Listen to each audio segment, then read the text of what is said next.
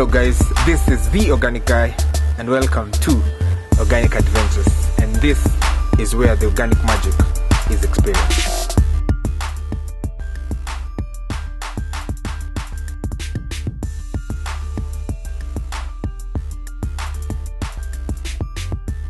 Discuss food. This is because our cultures of eating have a big way in which we can access healthy, balanced diets, and sometimes they don't. And we are going to have a discussion on how they succeed in doing that and how they fall short in doing that. And then how we, as the organic movement, can contribute to educating people to eating healthy, balanced diets. I wish to confirm our commitment to support promotion of safe, nutritious food, which is at the core of organic agriculture. My ministry is working closely with the Ministry of Health with an aim of focusing on preventive health approaches to the current non-communicable diseases, disaster, and the hidden hunger facing our community. I wish to thank the organizers of this festival that brings all the organic stakeholders together. Finally, with those remarks, I wish you fruitful deliberations and a successful food festival, and officially declare the first organic food festival officially open. Thank you. Also that we can think more on how we develop the sector further. I want to thank the organizing committee for the efforts and commitment. The organizations at the back of the program who have worked day and night to ensure that this event really happens. It's not easy to pull such an event, and its contribution to a healthier, just and fair planet, just as is envisioned by our own laureate, Professor Wangari Maathai. I want to end by thanking everybody who has participated in this conference, and wish you all the best. When we talk about food security, it is more than just producing food. I think you touched upon it. It is also healthy and safe food. Now, what are the good things about what's happening in Kenya? First of all, of course, at the government level, you have a new national legislation, KS 1758, which is the new standard for food, includes food safety, traceability. So you have the legal requirements to start working. But as we discussed at the meeting on FP some weeks ago, the tools for implementing are not yet there. So that's something to, when we talk about business modeling, we have to start thinking about how do we work with organic farmers to start creating business models that serve compliance on organic and food safety. So from this discussion, having food econ, we usually have a hackathon in IC, food econ every week, so that we begin to know how best food can be cooked. You can't tell people that we go back to vegetarian and then nobody knows how to cook vegetarian. We should be having food econ here, several dishes and things. Some organics taste so bad. In order that you say, Mungu alisaidia couldn't make this thing. So we actually must begin to think very broadly in the subject and bring others to say, what do you think about how can we make it best? You know, because I see this happen in Europe, where you get together, people bring their dishes, you compete, and someone pays one, then you develop the recipe and go. We don't have that. We need to begin to do that if we actually need to have a vibrant sector. We can't talk it in an academic way, you know, like we want to go organic, we want to do this, people need to understand, people need to enjoy it, people need, even these 15 acres that you've been given, the approach is not to bring an agronomist to come and they talk to us about the soil type, that, and so we walk out and say, so what, you know? So to begin from us and build a culture. And with that, I think I will stop here. I'm Abigail from Limbua. Limbua is a company that manages many small-scale farmers. So I believe there's a way of working with small-scale farmers. We work with 5,000 small-scale farmers. All of them are certified organic. We are certified for food safety. We are certified by a host. We have a table, a host of many international certification companies. And there is no single farmer that I will tell you, maybe only 5 out of 5,000 that has more than 2 acres of land. And they make money from this system. Where? Which is? In Embu and Kibinaga counties. What is the poverty level there? Maybe I will not be able to tell you poverty. You need those numbers. But I will tell you that 5,000 farmers have made a difference in their communities because we have developed a system that traces and manages their produce. We export their produce to Germany, to Europe, and they, because we are certified fair trade. So what is the average income per family?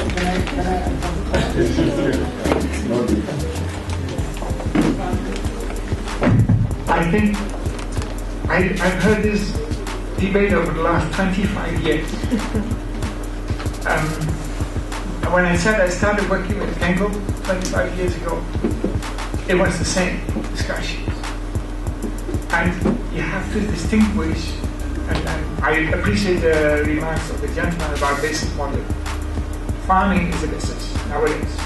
It's no longer a survival business. Subsistence farming is survival. That's not an economic activity, it's survival. What you're talking about, moving to small farming systems, is yet another step. So it moves away from subsistence to small farming systems. So you have to define what is a small farming system, and then you go to income levels, cost, benefit. You can't deny anymore that farmers deserve to have the proper guidance and assistance to guide them. What are good business models? I fully agree with what you said about seed banks. This is one of them. For me, when I talk about business models, that is for me one of the crucial elements when you talk about the Kenyan context. How are you going to make money? One is,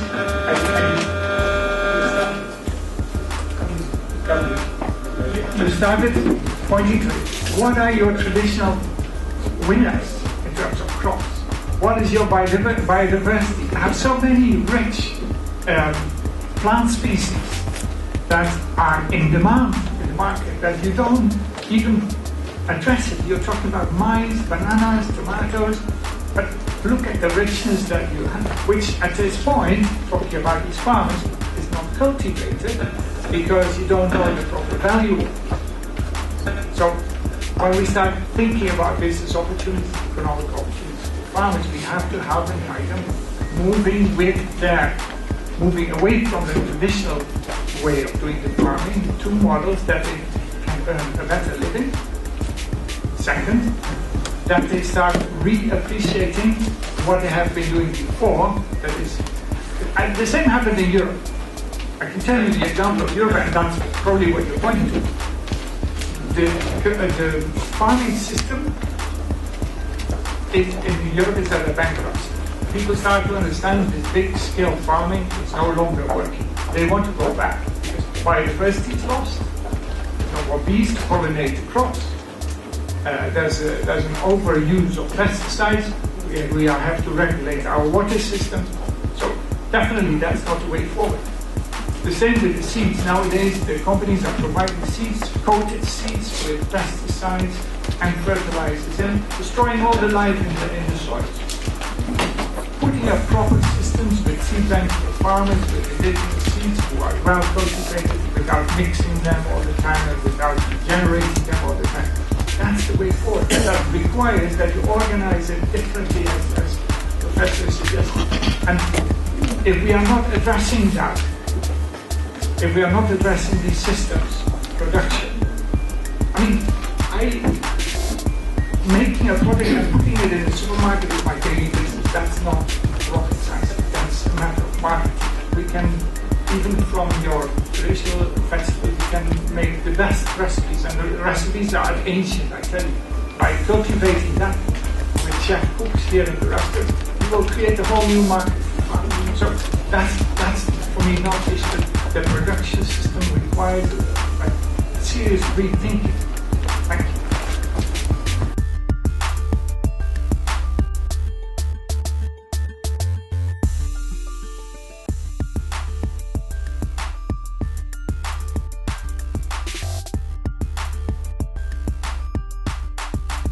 Mention about the standard of chemicals which are going to be applied. We have been used to people who have been sensitively applying, chemicals, very dangerous chemicals on sukuma wiki, on cabbages we have been eating. So what I was saying is that we as a ministry, we are going to regulate those chemicals to a standard which is acceptable, which is safe for people to consume.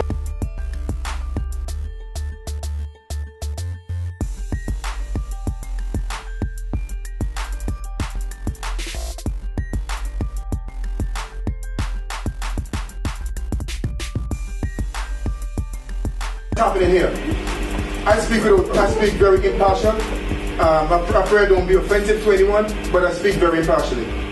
That's just me. Because I'm going to tell you the straight truth, and then you can take it and do what you please with it. I hope you use it, not just for edification, but for the edification of your family, children, those of you who are here in the educational sector, who can have an impact in the educational sector, please do something about it. Those of you who are in the government sector, who can impact in policy, please do something about it.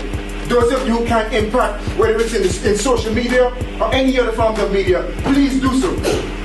Because it's an epidemic. What we have allowed to, you may say, well, he's not an African, he speaks the Caribbean accent, and he's from Israel, and You can say all that. We're still 100% African in who we are. My concern about Africa is what has happened to the media. What has happened in the media is the same thing that's happening to your food. What is happening to the media is that you allowed, with policy, allow the media to play anything on the radio, to show anything on the television set, and then you wonder, what happened to our children? They're changing. The children are so rude. The children are not respecting the elders anymore. The children, when you allow the media to raise your children on some other stuff. In the meantime, we are allowing certain chemicals to be imported into Kenya, into this country, and the agrovets are selling them. People are using them, and 85% of the people we have spoken to do not know how to eat these chemicals. All they know is that they want to grow food.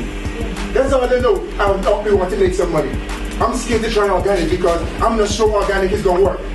I'm not sure if it's going to work for me. Some people say organic don't work. Well, I stand as testimony, that's a lie. You just have to implement the right principles in organic agriculture and it will work. Just as you study your body needs certain nutrients and micronutrients to live, to be a whole being. That's why I chose to be a vegan, because I understood I needed the calcium, I needed the iron, I needed zinc. There's certain things I needed that I had to target those foods so I can get what I need. And my family can get what they need. Likewise, the soil. The soil is your greatest asset here. The soil is your greatest asset. If you maintain and take care of that soil, make sure the soil has what it wants so that it can give you what you need. So anyone who's consuming from a whole healthy soil, they will have what they need. Then we can begin to turn this thing around. We can begin to turn it around from cancer doubling to cancer dropping down to half. And the following year goes down another half. But you're responsible. I'm putting this responsibility on your shoulders. I'm not trying to scare you deliberately, but I hope you get a little scared. Because it's your responsibility. It's your, and you have to do something about it. So the water basins, the aquifers get polluted from constant residue of these harsh chemicals that are being used as fertilizers. You have sewage runoff. There are contamination and seepage taking place all around. Oh, I was supposed to use the mic? I don't need the mic for it. So, and then after 10 to 15 years, the only thing you can grow on that land is a building. My topic is to talk about health in the planet health in the environment, health in the human being. What does it mean to be healthy to you today? Do you wake up and think, I'm healthy? Is it something that we think about, or is it something that we take advantage and decide, because it happens, I woke up, Kate Kibara woke up today, she's healthy. Do you ever think about being healthy? No. What is health to you? What does health mean to you? And the best definition comes from you. And once you understand from you, it starts from the human being, and then it goes to our plants, it goes to our animals, and then it goes to our environment. And then it makes us easy to understand that health starts with you. Health and wellness is our natural state. This will never change. It is how we were created to be. If you go well with the ecosystem, if you go well with the environment, you attract health. But once we keep pulling things out of the environment, that's when we start experiencing ill health that I'm going to talk about in a few minutes. You are 85% responsible for your health condition. 85% is up to us. 15% could be because something happened alongside, but research tells us 85% of our lifestyles is because of what we do, and that's what determines our health. And I like to appreciate the guy, Amiran, who did before me. It is you who is choosing. It is us who are choosing to get cancer. It is us who are choosing to get the lifestyles that we are in us today. Health is that, your health is your wealth. What you put in your plate today is the one that determines your future. So even as we talk about our environment, as we talk about how we rear our animals, it is important to realize that health is a lifetime process. Not something that we're going to completely do or we're going to start doing after this session. It is something that the world, the planet, has to take over for a certain period of time, and then we can experience good health. But what is the reality today? What is happening today? We are all sick, right? Yesterday I was at a presentation at Nairobi University, another branch, and they came and said, we are now offering services to take you to India for treatment. Is that a service? Should that be something that is being marketed versus the food that we eat? And I told the lady, that's very good, in case I need it, but it is the demand that is there with us today. This is what is happening. The 3 Ds of concern right now in the world: disease, degeneration, and death. Where are we at? And it is very important to have such sessions where we need to sensitize and tell people it is us who are doing this. If we do not go the right path, this is what comes to us at the end of the day, and it is happening. I'm really shocked by the amount. I have a clinic in Kilimani, and every other day you have someone coming with a disease. We may not know what is causing some of them, but most of them are related to our lifestyle. That's our reality. Look at our condition. Recently I had some visitors, and when you're driving around, they borrowed masks from my factory to put on their noses because they could not breathe the air we breathe. And yet our air is slightly better, right? The first time I went to Asia, I was really shocked because of the Asian cloud. We are not there yet in Kenya, but we are somewhere there. What can we do to protect pollution? We are just throwing everything and doing everything. There's a lot of contamination. This is free radicals. And these free radicals affect your cell every single day.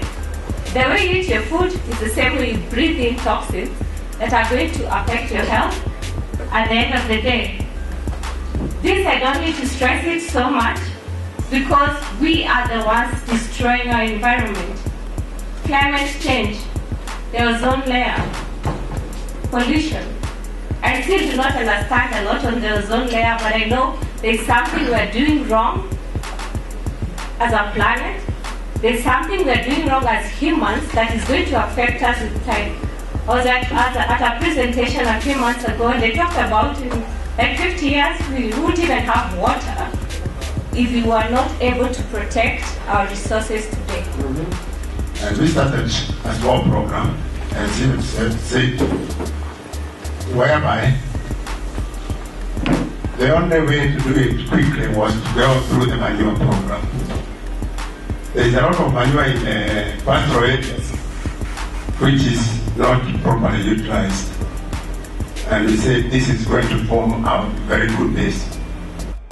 So we targeted coffee as a crop. We did a baseline because we already had information and data presented to us by officers who were in the field. And the production per bush in 2014, by the time we started the pilot, was 1.2 kilos per bush. 1.2 kilos per bush. 1.2 kilos per bush. Very embarrassing. Very embarrassing. So we say, can we target these farmers and see whether we can be able to improve that? Currently, in about 3 years' time, 2.5, those farmers who took over or who took up that program straight from the beginning are doing on average 4 kilos per bush. On average. I say on average because there are some who are a bit higher, some who are a bit lower. But on average, they are doing 4 kilos per bush. Is that not fair? Right? Okay. And we are continuing. And this is what you could find by then. If you look at the coffee tree, where we have some berries that are ripening, others at pinhead stage. Unfortunately, I can see that Dr. is struggling to see if we've come a bit ahead, but that's how it is. You look at the berries, you see there is a ripe berry, there are others that are in the middle stage, others are at the pinhead stage, then you know your coffee has a problem.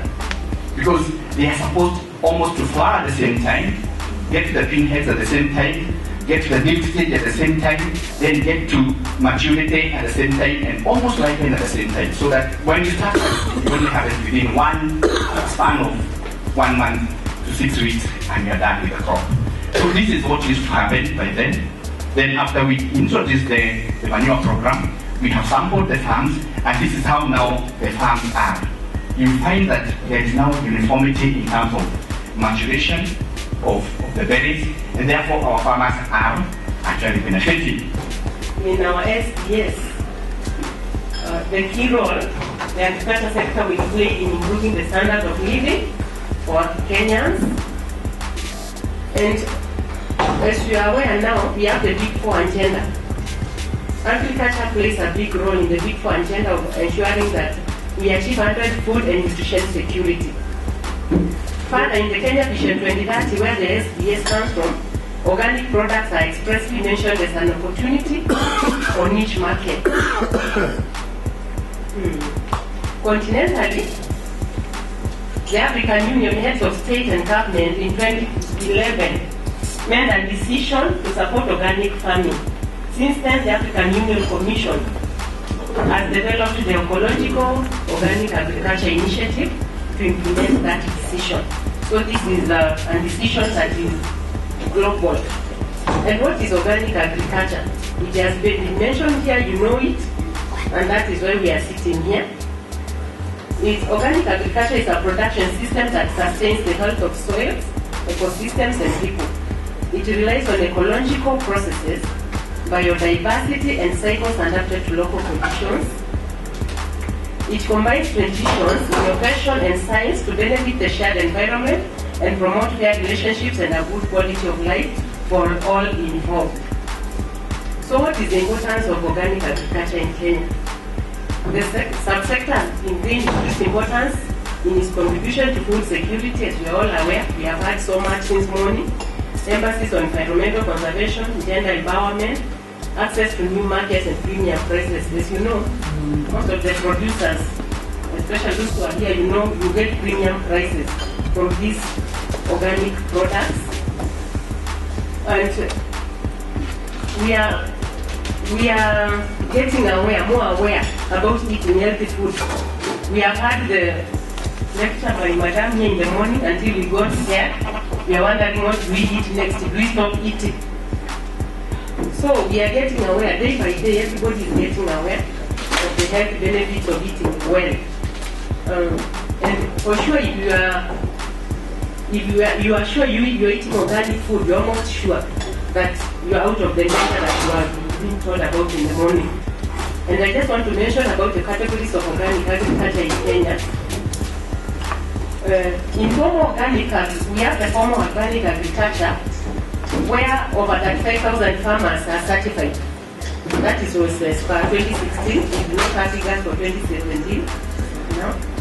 So, and in the form of organic agriculture, we have products being supplied in the national and international markets. We also have commercial farmers in this category. And we have 150,479 hectares of land that is organically certified. That is certified. These are hectares. And the hectares that are not certified, there are thousands. There are many more. For the informal organic agriculture, there are so many thousands of hundreds of thousands of farmers undertaking organic farming, but they are not certified. It's mainly for subsistence and supplying national markets. And we are not able to estimate the statistics, but remember it's a lot.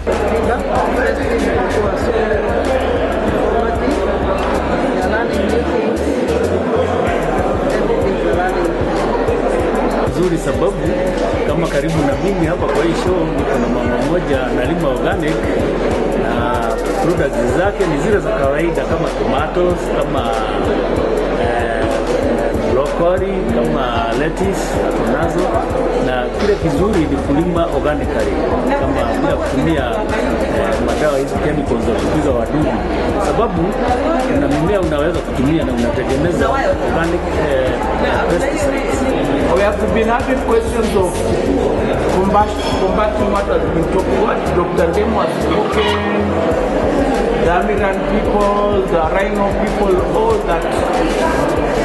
We are lacking awareness, civic education. They need civic education because what is finishing us is what is breaking. Okay, hi, my name is Sylvia and I'm from Sylvia's Basket. I'm here with my team. So we have Simon, who's a forester, we have Mike, who's part of the group of farmers, and we have Carol, who's also a farmer and helping us run the farm.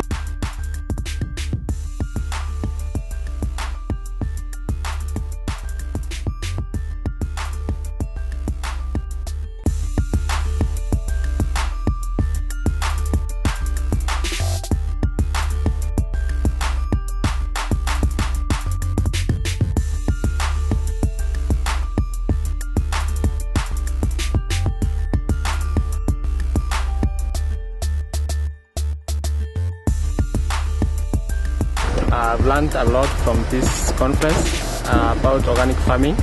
Organic farming is all about avoiding the use of chemicals and all those pesticides and those chemicals that are used in crops, so that we can go green in our farming systems and we can produce crops and produce that are free from residues from chemicals. So I attended this conference with a target today, especially to be converted from a conventional farmer to an organic farmer. The motivation for this is the kind of the reports we've been having on health issues pertaining consumption of the conventional food and the issues of residues, chemical residue in farm produce. And the key thing that I learned in this conference was if you continue using harsh chemicals, you can only grow a building and you can't. Nimepata a lot of ideas from this thing. First ni ile benefits organic farming other than the chemicals farming, because hii kitu iko na so much advantages na pia ni iko poa kwa health yetu. To affect. We are too much into chemical farming that zina affect body zetu, na actually tukiangalia lifestyle diseases ziko venye zinaenda grow up, and it's actually affecting the growth rate of our society. For me, it was really interesting to see, I like to get a better understanding of organic agriculture sector in Kenya and what is going on, like what are the major challenges?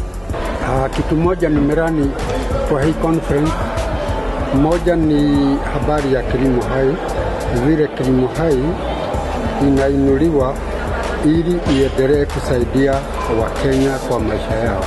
Nashukuru sana kuwa katika convention ya leo. Nikakuja kugundua ya kwamba watu wanafurahishwa na vitu ambavyo vinalimwa bila madawa.